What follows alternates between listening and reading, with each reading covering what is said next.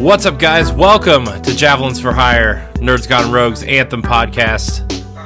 I'm one of your hosts, Corey Deering, and alongside me, as always, is the wise Wisconsinite, Jesse Douglas. How's it going? Jesse, I have really good news for you. Our first episode on YouTube got 86 views. And if you look on the iTunes charts and just type in Anthem podcast, our Javelins for Hire is number 9.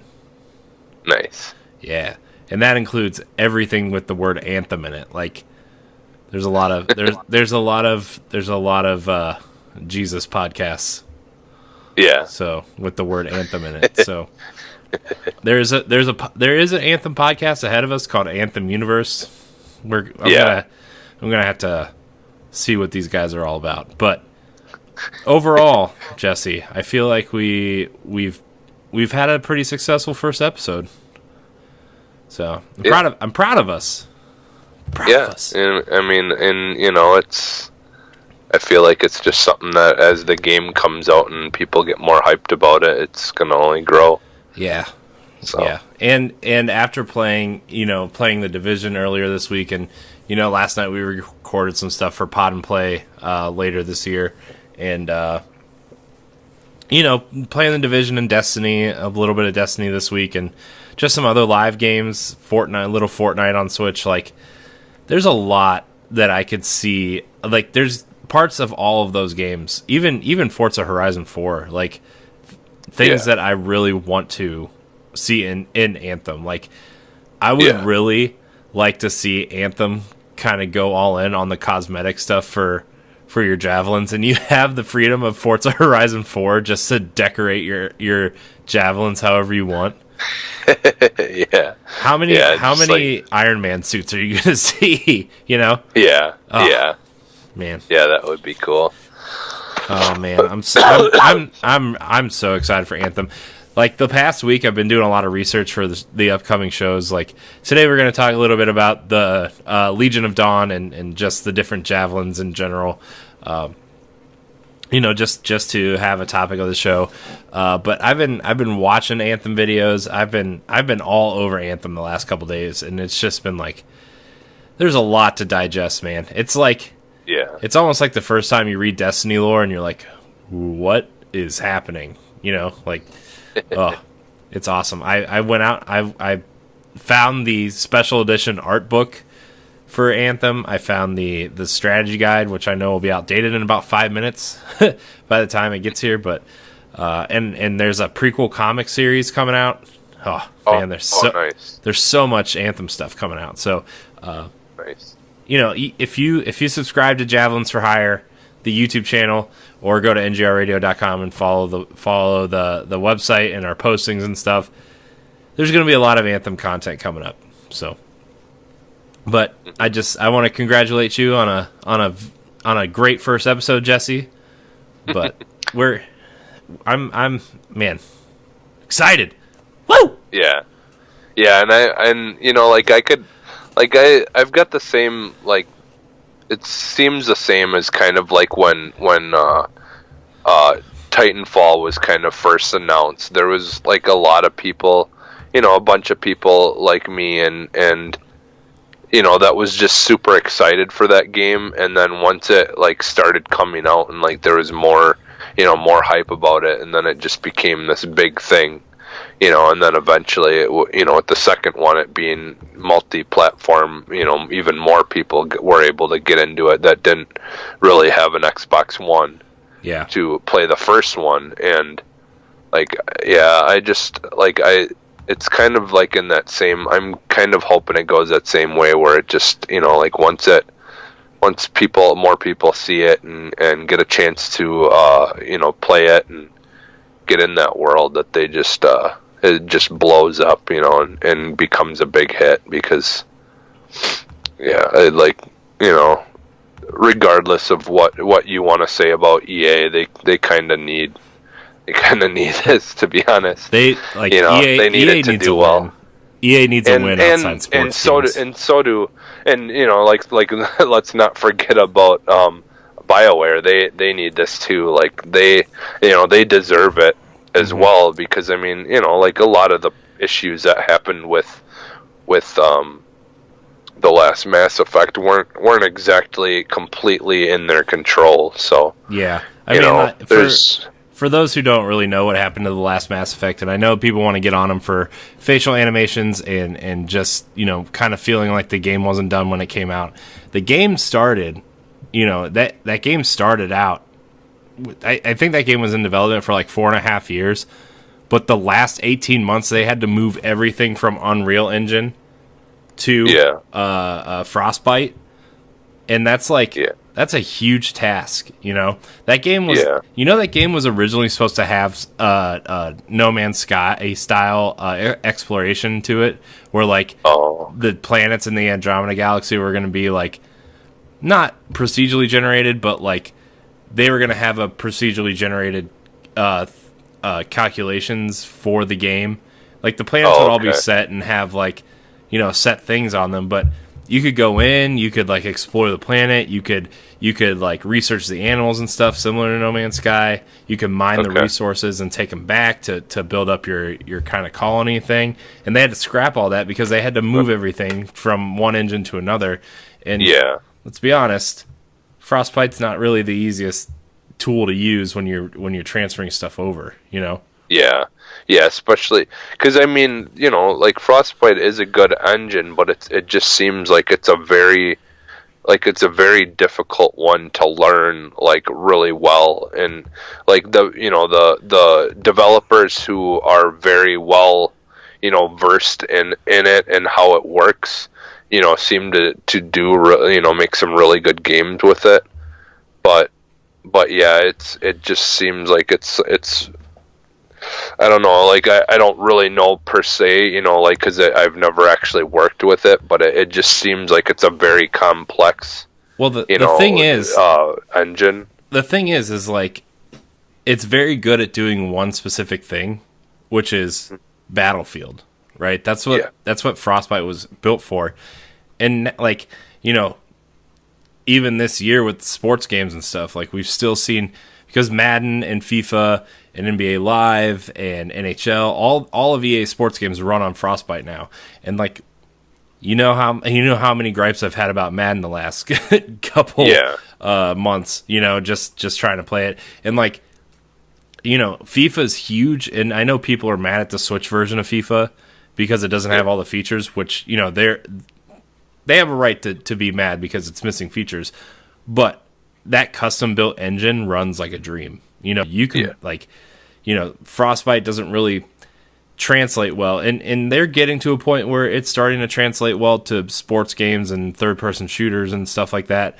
But during that transition period was right when Mass Effect Andromeda was in the middle of development, and like it was not built for a third person RPG, right? It was built for Battlefield and Battlefront, you know, that kind of stuff. So I mean, it's going to be interesting to see if Anthem takes advantage of that, because they are using Frostbite to my knowledge. So I mean, it's that really, I still feel really bad for the Mass Effect Andromeda team, because that was such a huge project to transfer over in 18 months and get it out.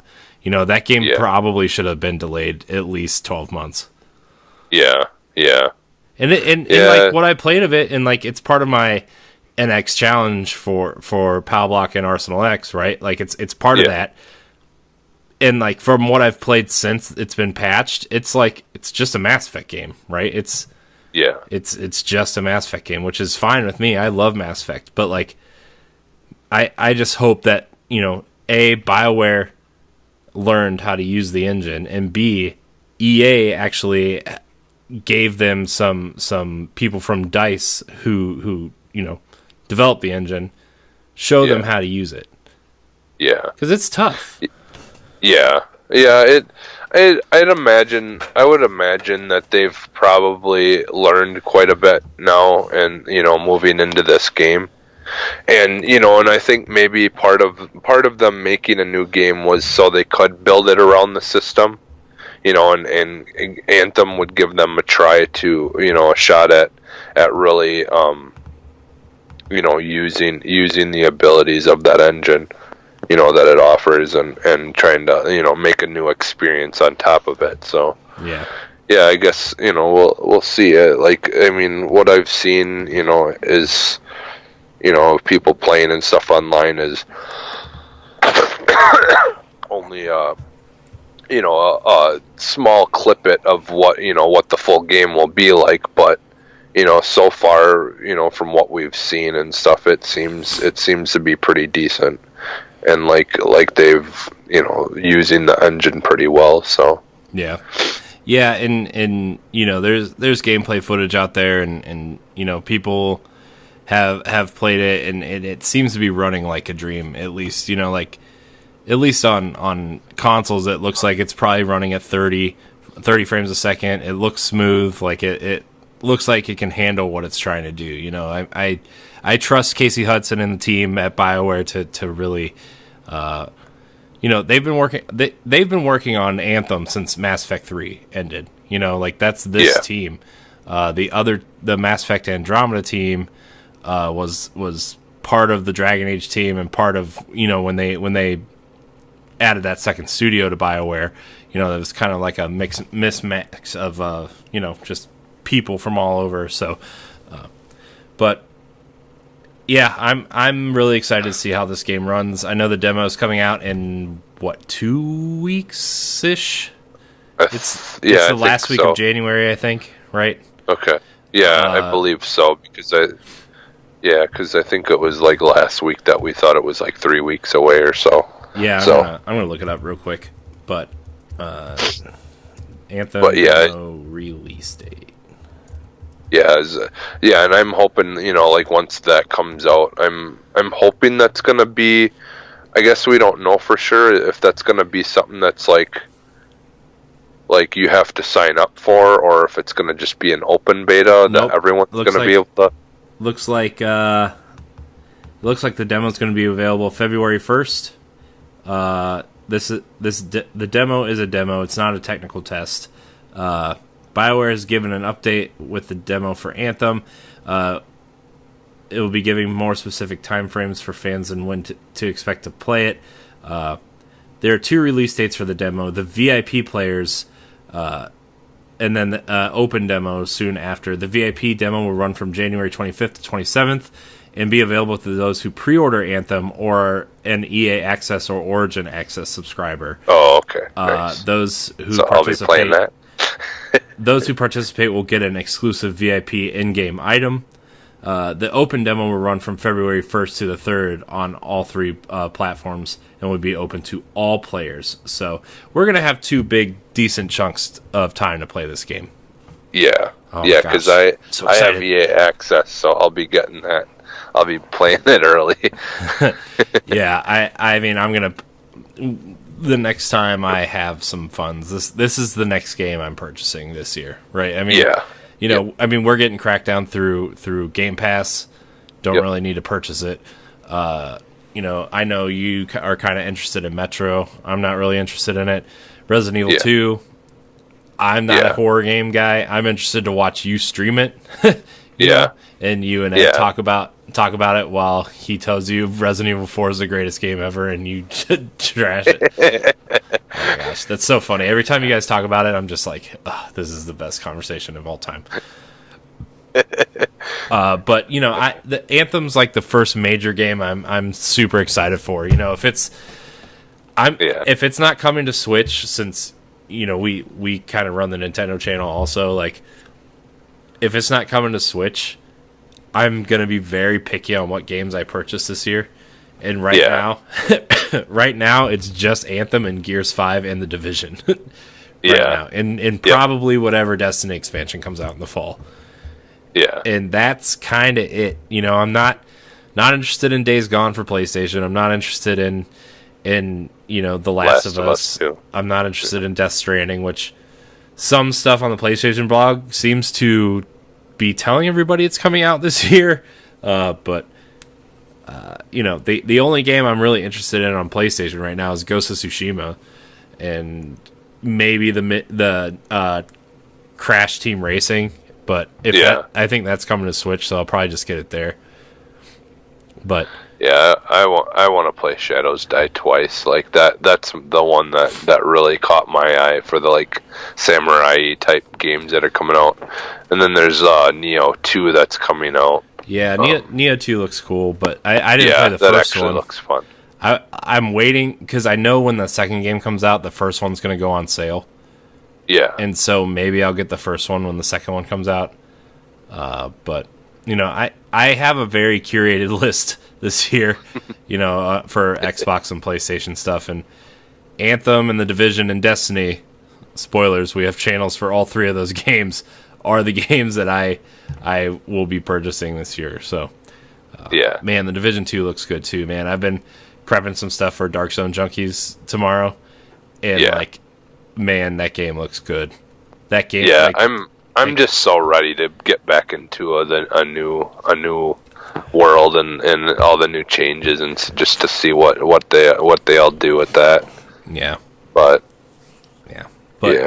yeah. So before we get into what we're actually supposed to be talking about on the show, I told you we would have more places for you to find us. We're on YouTube. Just search Javelins for Hire, an Anthem podcast.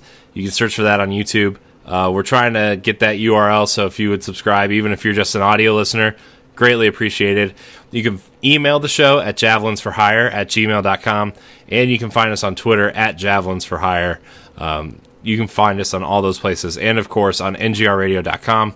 You can find us there as well, and on Nerds Gone Rogue's Prime channel, you can find us under other podcasts as well. So you can find us there. But we're going to get into the show here. Legion of Dawn is kind of the main topic, as well as the different javelins. We're going to go over what the Legion of Dawn is real quick, just some quick lore, and then we're going to talk about Helena Tarsis, who is the lead, kind of the founder of the Legion of Dawn.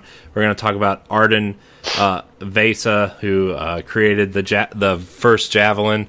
If you guys have seen screenshots, it's the kind of like the giant javelin with the huge sword, which looks really, really cool. I have a feeling that's going to play a big part in this game.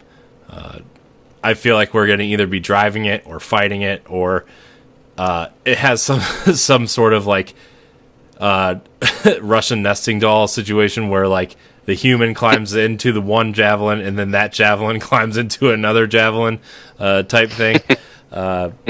But, you know, we'll be talking a little bit about that. And then we're going to talk about, depending on how much time we have, we might save it for next week's episode. But we're going to kind of talk about the different javelins and their special abilities and stuff. So, does that sound all right with you, Jesse? Yeah. I'm guessing we could probably just like save the one thing, because we've been going for a little bit. We could save the one thing and then kind of... Then that leaves us with some, you know, plenty to talk about next episode. Yeah. If we, you know, break other things down a little bit. Yeah, maybe we'll just talk about the 4 types of javelins next week then. Yeah, because I think that would be a good next episode. Yeah. Okay. So the Legion of Dawn, the game centers around. For those who don't know, the world of Anthem was created by the gods, who found the Anthem of Creation, which is a tool that they use to create the world and the living things within the world. And one day the gods just vanish, leaving humanity to defend themselves. And so the Legion of Dawn were a group of people who were kind of taken under the wing of Helena Tarsis, who was the leader of the Legion of Dawn, and then Arden Vesa was the kind of like the engineer of the group, and he created the Javelin of Dawn. So the Legion of Dawn was a legendary group of heroes active 500 years before the game's present day, so the time period where we're playing. It was founded by Helena Tarsis, who is she is the... Let's see, there's not really a lot of information on her yet, but she was, let's see here. Helena lived 500 years ago in a grim period for humanity. Every day was a struggle just to survive, with few resources available and little time to utilize them. Helena, however, envisioned something different. One of her followers, Arden Vesa, built the Javelin of Dawn. This was the first javelin, and one was given to each of Helena's disciples. With these powerful tools at their disposal, General Tarsus led the Legion of Dawn to victory against the forces of the world, finally giving humanity a chance to live in peace. She led humanity to a place of strength and security where they could build a fortified city, which is Fort Tarsus, the kind of the central hub of Anthem, where you're going to be picking up quests, doing your upgrading, getting side missions, that kind of stuff. So she led humanity to a place of strength and security where they could build and fortify the city that would withstand the nightmarish threats that roam the lands. This led to the creation of Fort Tarsus, which was named after her. She came to favor the Colossus Javelin, which is the massive javelin. I can't wait. So the tales of Helena's deeds from this time exist, though are unknown to be true. This created a legion of freelancers, which we are the descendants of the Legion of Dawn, and the freelancers are the people who go out to perform the missions, and we kind of, that's where our story kind of comes in, and we build the javelins and kind of customize them to perform the missions the way we want to do it. So that's kind of that story. Kind of a cool setup, Yeah.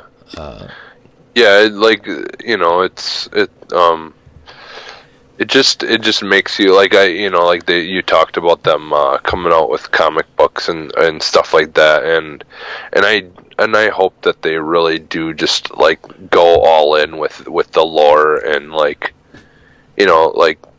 because I feel like with Destiny, they have a lot of lore and stuff as well in Destiny, but it seems like sometimes they don't really use it as much as they possibly probably could to make certain missions and things like that. So I'm back to kind of those things we talked about in last episode of things that I'm kind of hoping that it is. I really hope that they go all out with it, whether it be just missions where you go to find lost scrolls or things with ancient texts or things like that you can learn more about stuff, or I could see them doing something where there's some kind of secret power that that can be unlocked with your javelins that was lost, and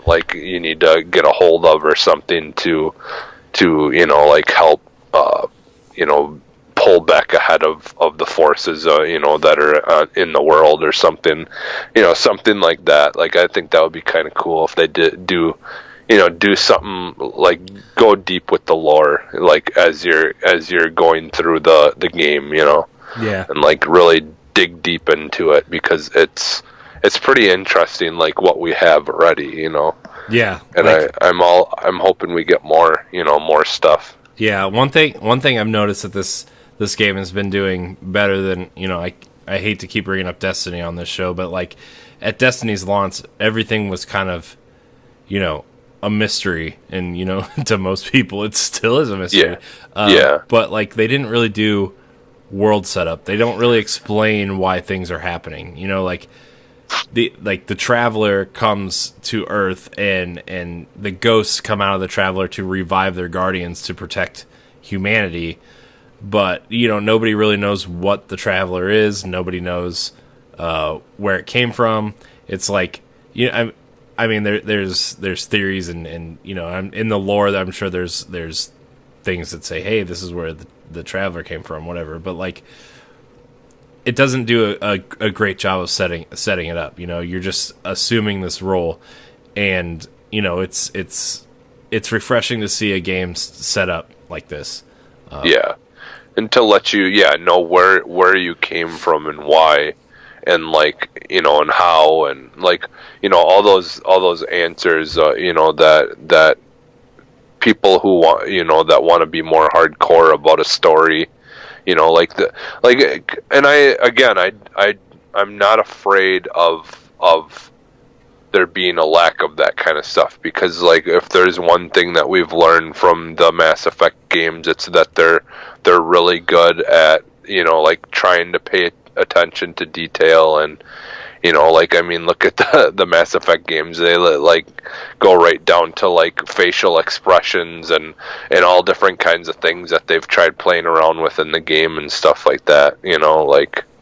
Yeah. Like I just feel, I feel like that, like if anyone's gonna do a good job of just kind of trying to talk, like tell a story, it's gonna be them. So yeah. So that's why I'm really looking forward to it, and why, like, like just all the stuff that I know, like from, like I said in the last episode, my friend Robert, who's been a massive fan of Mass Effect, like I'm like finally starting to really like get interested in all that stuff, and that's why I'm gonna try to go and play all the games, like all the way through, like from the first one all the way through to the recent one, and just kind of get a refresher of all that stuff, and get an idea of what it could possibly be like in this game even. So yeah.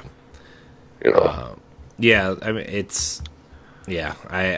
I'm really excited to dive into some, like, once the game comes out and like everything is out and we can play it and read it and whatever. Like, it's I can't. Yeah, I can't wait. I'll definitely be getting the comics. Yeah, yeah. Add them to my comics collection that I have. Oh man, it's gonna be cool. So the massive javelin that you see in the image and of the show thumbnail this week, it's a statue of the first javelin, which is Helena Tarsus's javelin. You're going to be able to see it in the game and see what that first javelin kind of looked like. But it was created by Arden Vesa. He was one of the followers of Helena Tarsus. He was an inventor and a quote, genius in his time. He created the Javelin of Dawn, crafting one for every member of the Legion of Dawn. It's kind of all the information we have on Arden right now. But he was one of the disciples, and he was one of the engineers and one of the inventors. So he seems pretty important to the story. Yeah. So it's gonna be cool to learn more about him later on. And then, of course, the Javelin of Dawn itself was the first type of javelin ever constructed, acting as a predecessor to the Colossus, and as we said, designed by Arden Vesa, and it was kind of the only javelin that existed, and everybody had this javelin, and then they kind of moved into specializations later on down the road, but that is a cool javelin. I'm not gonna lie, it looks super cool. Yeah, it looks like a javelin, like it looks like one of those things where the enemy would come in and like steal the tech for the javelins and try to build their own.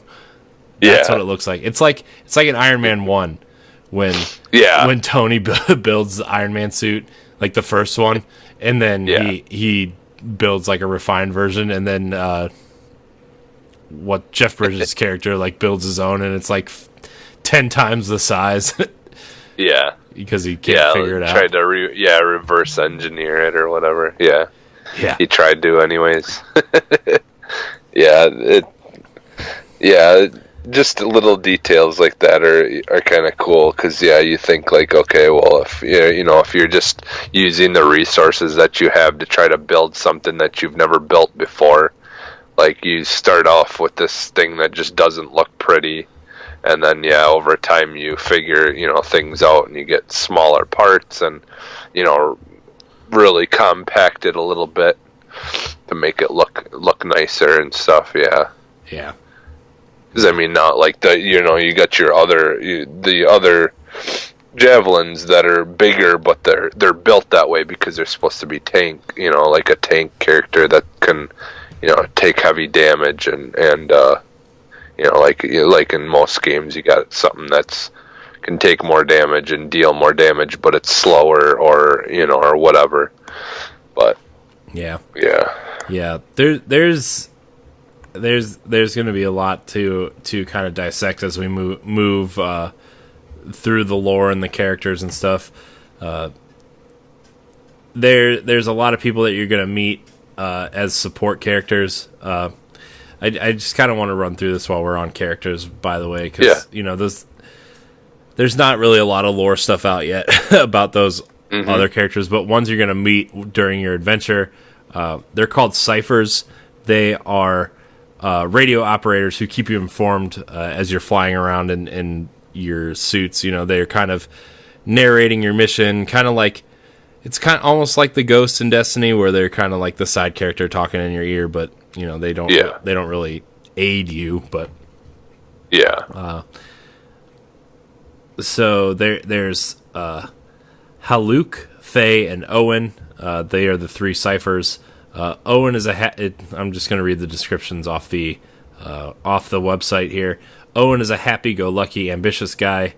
Haluk's motto is, "The gear of this world are tuned for a quick death. Good thing I carry a wrench." He's a mechanic, and you have some history with Haluk going back in time. Over time, your relationship with him will evolve. So it sounds like you're going to be going to him to craft parts, or if your javelin's damaged, you go and kind of fix it there. And then Faye, her motto is, "The world is filled with mysteries, chasing the solutions. That's where the fun is." She helps you navigate the dangers of the world while sitting in her amplifier, which is a tech cockpit that lets her see data and tell you what's happening. So she kind of operates your heads-up display, and okay, that's cool because like in some of the gameplay trailers and stuff, you'll see like the little kind of blue boxes, and when enemies fill it, they turn orange, like in kind of when the reticle's over them or whatever. She's kind of operating all that from behind the scenes. So that's cool that they are actually giving you story reasons for what your heads-up display is and what it does and who works it. So and man, the attention to detail like that we've gotten so far is just it's very promising. That's the thing. Like that, just the fact that they're putting so much time and dedication into trying to give people more than just a video game. They want it to have lore and stories outside of the video game is just very promising in itself. And they're doing it now versus like. Some games have done it later afterwards. They have a website you can go to and learn more about a game, Destiny. After it's already come out. Oh, is Destiny one of them? Well, the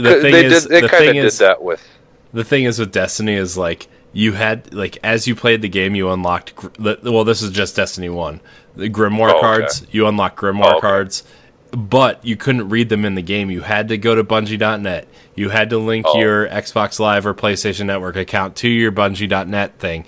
Then you had to like download the companion app, and then you had to link everything together, and then you had to go to a special website just to read the Grimoire cards. And it's like it's a lot of work just to find out what these stories are, man. It's a lot of work. But now, now you can let me reach it. You can buy the official Destiny Grimoire Anthology book, Volume 1, nice. And you can now read all the stories yourself. We will be exploring that on Tower Casuals, by the way. But it's just nice that they're like trying to get all this information out before the game to give people an idea and give us stuff to talk about on podcasts like this. For the people who don't really want to go out and search for it themselves, and we can just tell it to you. Yeah. There's a couple more things I kind of want to go over real quick, Jesse, before we get out of here. Okay. There's a Fort Tarsus kind of police force called the Sentinels, and you'll be communicating with Bryn, who will give you your assignments throughout the game. She seems like she's going to be a mission giver.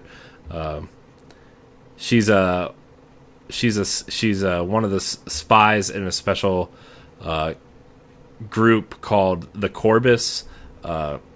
Tayson is kind of like the main part of Corbus.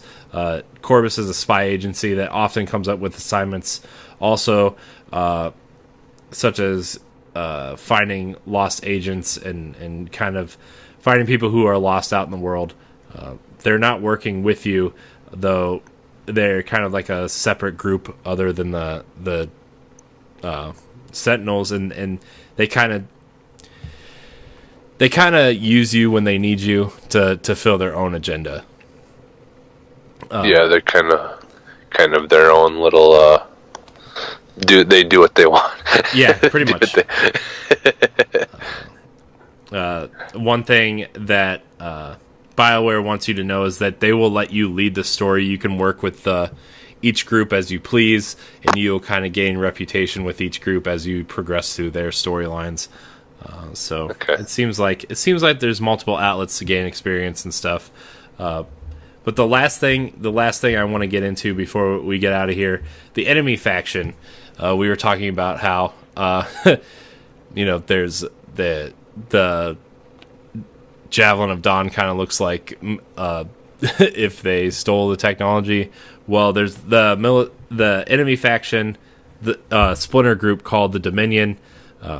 They are a splinter group from Fort Tarsus, and they have their own ideologies and kind of have more of a militaristic approach. Their leader is the Monitor, and they are. Let's just read this quote here. They are an aggressive new faction. They have access to javelins too. They think the way to survival is peace through force, and to keep people on a short leash in terms of freedom. The Monitor believes the work is for the sake of good, but they do a lot of bad things. So, yeah. Well, and going back, I forget what his name was now. One of the guys that you talked about that like they mentioned something about time travel.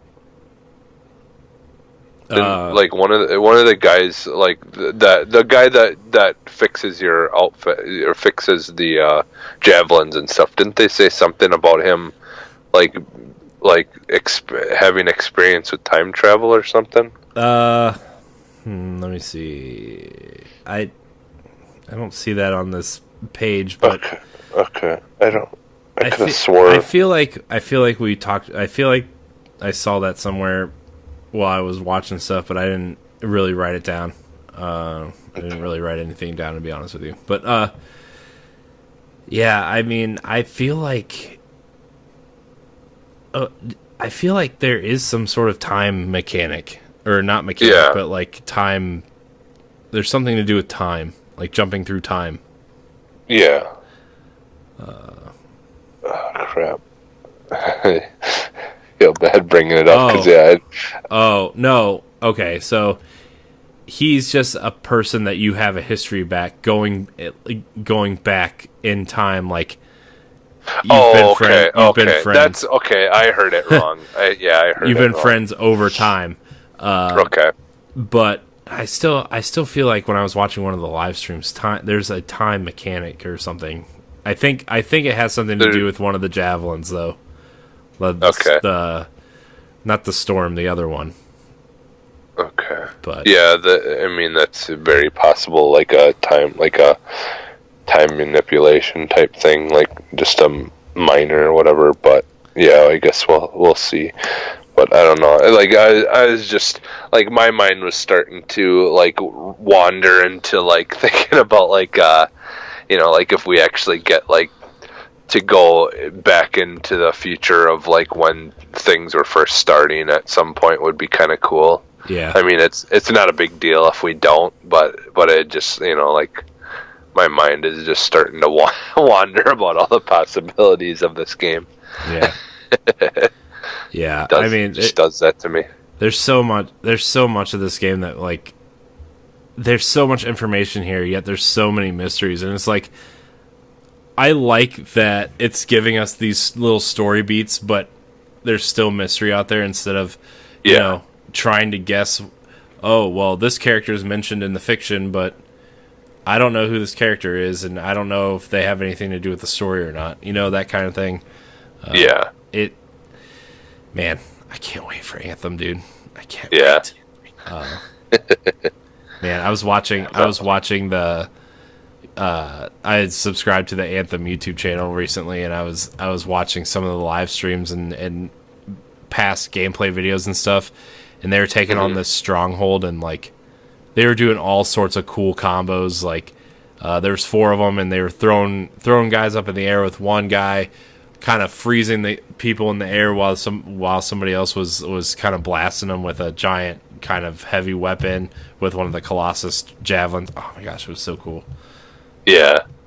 I really need to go and start trying to watch some of that stuff too, because I've been wanting to go watch it since you've talked about some of the stuff that you've seen online. Yeah. And because I haven't really, other than like what I've personally seen, and then like like I did watch some of those early streams of it, like from the actual developers or whatever, during the time when the alpha had come out.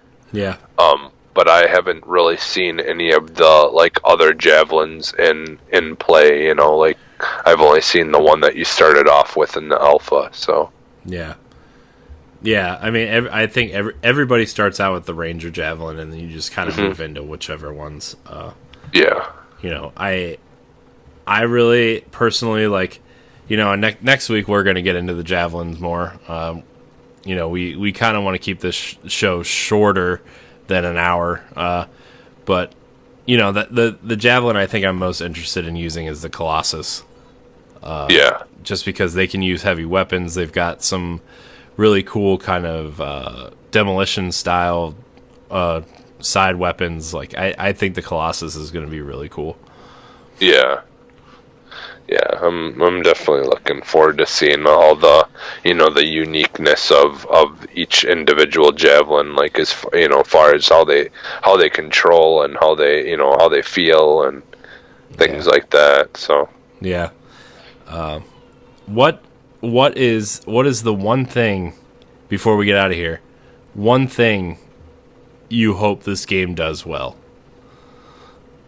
Before just randomly just throw something out there. I'm going to ask this question every week, so it's just going to be like. Well, for me again, it's just the like the replayability, but telling a good story, but making it so like you want to learn more, because like a lot of games focus on like they'll tell a story, but like it's kind of an afterthought sometimes. Yeah, like you're just worried about like leveling up or whatever. Like I want a game that you enjoy playing it to level up and do all the stuff that you need to do, but you're also more interested in it. You don't care about leveling up as much as you care about learning more about what's going on in the story kind of thing. That's what I'm kind of hoping for, is just a game that's able to, like, because I play a lot of in indie games and stuff, and they may not have like the biggest budget and stuff, but people who play a lot of indie games will realize that they usually try to go really heavy on the story, and you don't really care that maybe the mechanics in the game aren't the greatest, aren't perfect, because you're too busy just caring about the amazing story that they're telling, to you, and that's kind of, I guess, what I'm looking for, is I'm hoping that it gives me an experience much like an indie game where it's very story driven, but at the same time we're also getting the the big budget, really good mechanics and all that stuff. So yeah, like getting the best of both worlds, because very very few games I feel like are able to kind of dip their toes into both areas, at the same time and do both really well. So yeah. I mean, going back to what you were saying about story, like I wanted to tell a good story. Something that Destiny does is like it has really awesome lore and really awesome like stories within the lore. But the games don't tell a cohesive story. Like you know, like it's cool that you want to do all this world building and Anthem seems to be doing the same thing in terms of world building and like giving us little drip feeds of characters and events and places and things that you're going to find throughout the world. But something that I wish Destiny did more, and I really hope Anthem nails, is telling a cohesive story within the lore that they've created. Yeah. And that's something that Destiny's been roasted on many times, including the last couple expansions. Curse of Osiris was not received well. Warmind was received a little better, but people still were kind of mad at that. Forsaken, you kind of killed the only character that anybody cared about, in Cade. Yeah. And now Black Armory is not really shining anybody's lights. It's just like, man, I want to talk about this stuff on Tower Casuals. I'm not trying to keep it here, but like, I really want Anthem to tell a cohesive story, and I just want it to be a cool world that we can explore together, but still make it feel like my story. That's been their whole thing, and this is what we'll wrap up on.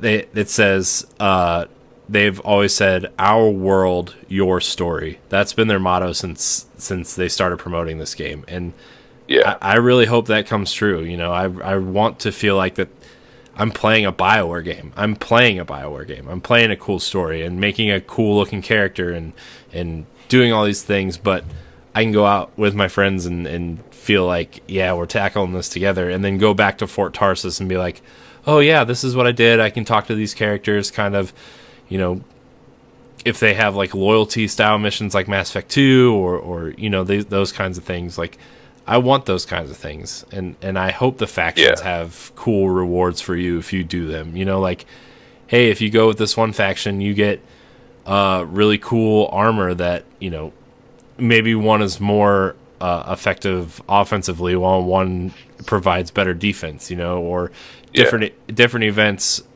throughout the year or the first couple months or whatever.